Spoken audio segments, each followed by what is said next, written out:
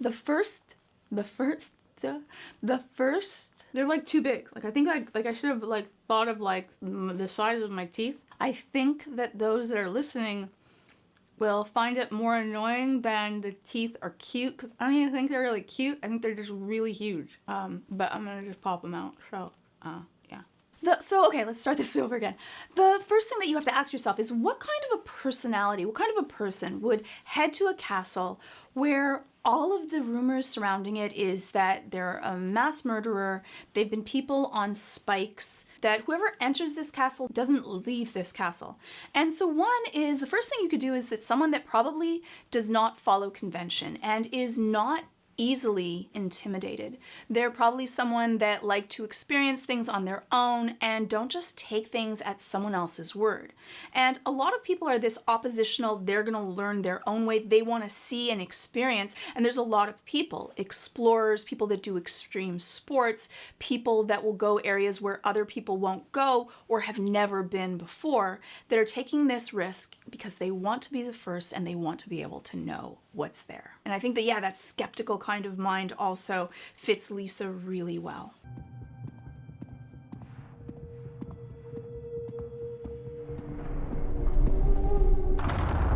She has this look of resolve, not intimidation. She wants something and nothing's gonna stop her. My name is Lisa. I am from the village of Lupu. I want to be a doctor.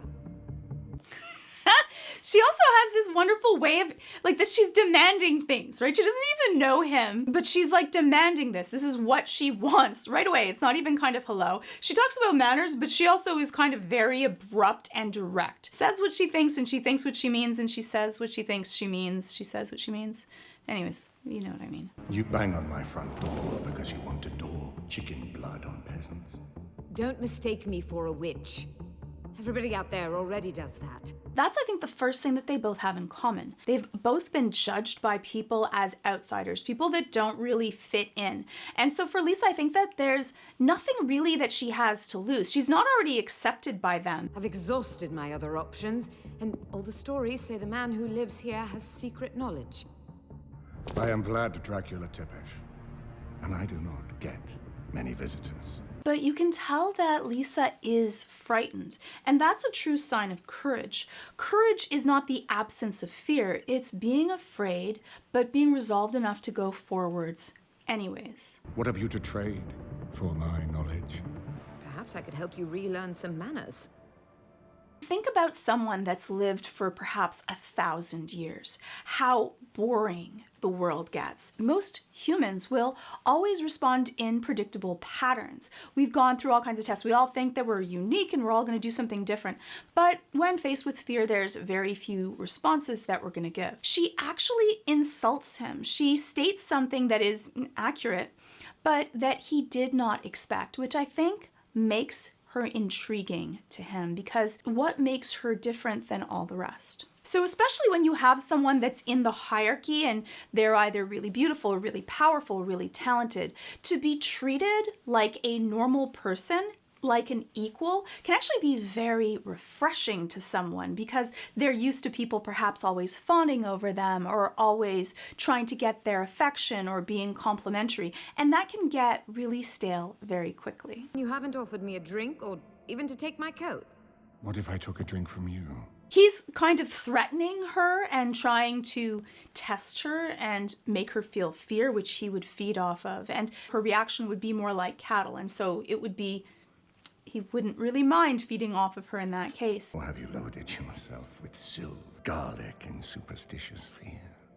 I might have eaten some roasted garlic earlier. Was that rude? It was all I had left. Instead, she feels worried that she's offended him, not because he's powerful, but that she might have been rude and had really bad breath. He enjoys seeing her humanity, that she actually cares to not offend him. And I think that he finds that endearing of her. Will you help me?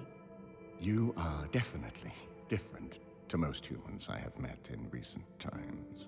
Maybe I can teach you to like people again. You can think about for Vlad Tepes to be in this castle and be all alone. Our need for humanity, for company, even for someone that you might think doesn't have any humanity. What else really is there to do? It's like if you've ever played a video game and you're having so much fun trying to become powerful. Once you are the most powerful person in the game, it can be a little bit stale and boring. He enjoys that intrigue of being able to see the world through her eyes. Or stop putting them on sticks.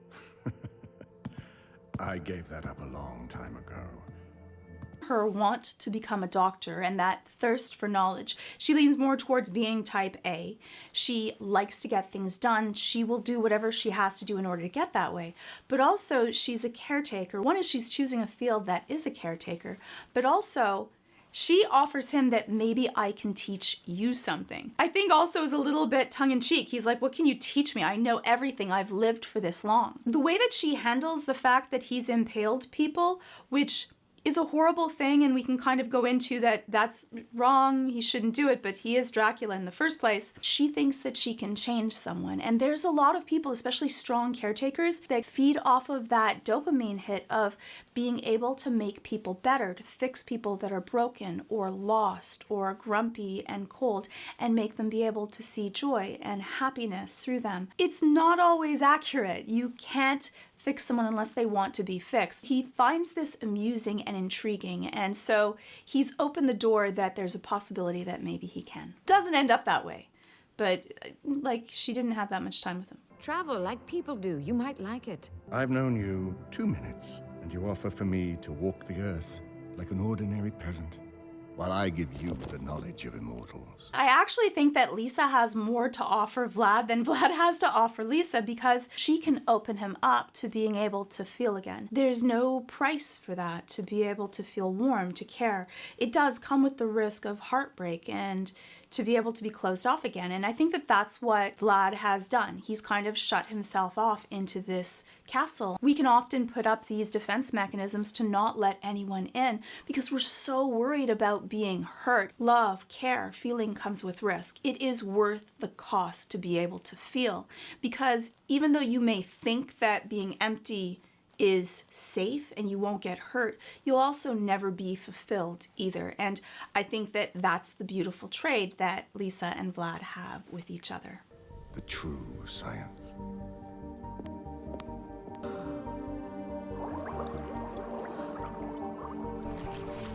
And so, what would someone want in someone that is dangerous and powerful and deadly? So for, I think, a lot of people, but especially women, having to raise kids and have them protected, if we find the most protective person, they're no risk to our children with them. They'll protect them. And with being powerful and strong and protective, they'll do the best job of being able to keep our children, our family, and ourselves safe. I think that those protective and intense traits that he has are really appealing to many people. For many women, that's where there's a certain point of attraction with very strong, protective men.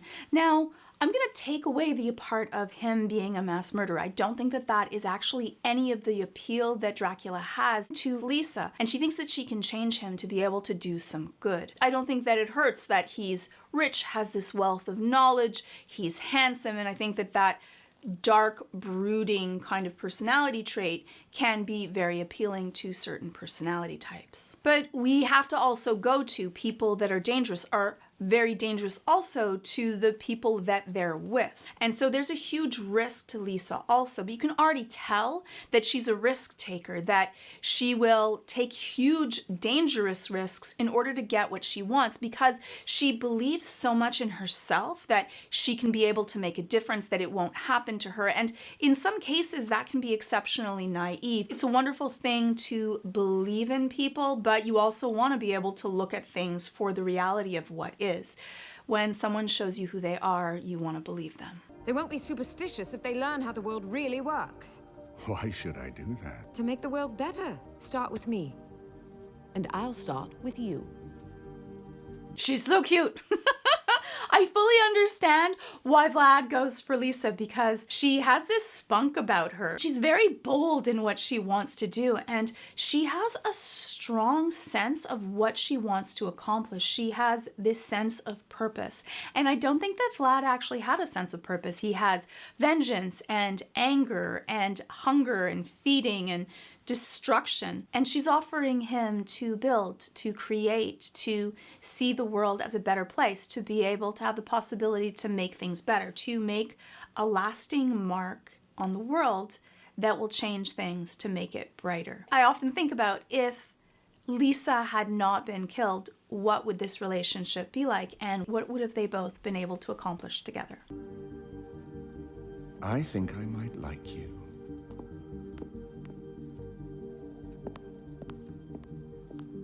Vlad has actually quite nice manners, actually speaks really nicely to her, and they have this polite banter in between each of them. His gruff exterior and her warmth, but both of them having this intrigue, both of them liking to do different things, both of them more of those type A personalities, doers and wanters for something more. That feeling of wanting someone that will protect you no matter what is also really appealing to people, that they know that someone will have their back no matter what it could be. And unfortunately, in this case, this wrath is then unleashed upon the world because something was taken from him and he can't get it back. And that feeling of being so powerful, but there are some things, no matter how much power or money or influence you have, you can't undo, which is something that I can empathize with. And I think that many of us who have gone through loss have had similar feelings. Lisa risked her life in order to search for knowledge. Lucky for you, there's no need to head to Dracula's castle, though you may want to. You can just head on over to today's sponsor, Brilliant.org, to learn a new skill and get you prepared for whatever life throws at you. And Brilliant has some wonderful new courses. Brilliant makes college-level courses available to everyone. Each course is designed for high-velocity learning to help you stay focused and reach your goals fast. And Brilliant makes learning like a game. It has fun features that challenge you and allows you to even compete with others, all with helpful explanations along the way, so you're never left guessing or feeling lost. And Brilliant has thousands of lessons, from foundational to advanced math, data science, neural networks, and more, with new lessons being added monthly. So far, I've covered their courses on geometry, algebra, logic, and I found them all really engaging and fun to be able to learn these new skills. And what I liked about it is I got to kind of break them up. If I felt confused or it was too fast, I could either lower my level or I could ask for explanations all along the way. It was almost like I was being tutored at the same time as I was learning. To try everything that Brilliant has to offer for free for a full 30 days, just head on over to brilliant.org/Georgia Dow or click on the link in the description, and the first 200 people will get 20% off of Brilliant's annual premium subscription. So just click on the button on the screen or head on over to brilliant.org/Georgia Dow. Clicking on the button really does help the channel and it supports me. So thank you so very much, and hopefully I'll see you in the next video. So this is a little bit of their relationship. Let me know what your thoughts are on Castlevania, Vlad and Lisa in the comments below.